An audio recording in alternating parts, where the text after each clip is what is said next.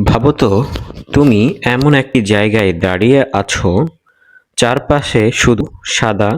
যতদূর চোখ যায় মনে হবে যেন তুমি বরফের দেশে আছো। কিন্তু না, এটা বরফ না, এটা পুরোপুরি লবণ।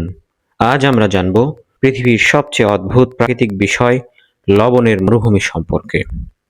লবণ মরুভূমি হলো এমন একটি এলাকা যেখানে মাটির ওপর বিশাল পরিমাণ লবণ জমে থাকে। এগুলো সাধারণত শুকিয়ে যাওয়া হ্রদের জায়গায় তৈরি হয়। হাজার হাজার বছর আগে এখানে পানি ছিল, কিন্তু ধীরে ধীরে পানি শুকিয়ে যায় আর থেকে যায় শুধু লবণ।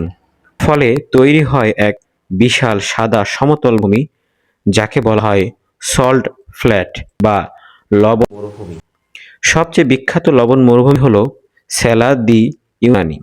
এটি পৃথিবীর সবচেয়ে বড় লবণ মরুভূমি। এখানে প্রায় 10,000 বর্গ কিলোমিটার জুড়ে শুধু লবণ।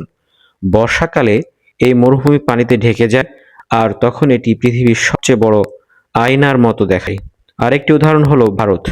এটি বাংলাদেশের থেকে খুব কাছে অবস্থিত। এখানে প্রতি বছর বিশাল উৎসব হয়।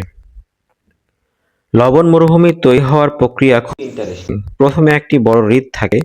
সময়ের সাথে সাথে পানি শুকিয়ে যায়, পানির মধ্যে থাকা খনিজ পদার্থ জমে যায়, শেষে শুধু লবণই থেকে যায়। লবণ মরুভূমি শুধু সুন্দরই না, এগুলো খুব গুরুত্বপূর্ণ।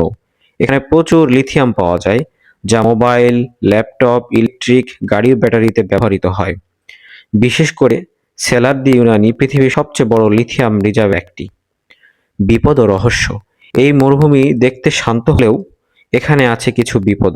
পথ হারানোর ঝুঁকি, প্রচণ্ড গরম, রাতে হঠাৎ ঠান্ডা, আর বর্ষাকালে পানি জমলে মাটির গভীরতা বোঝা কঠিন হয়ে যায়।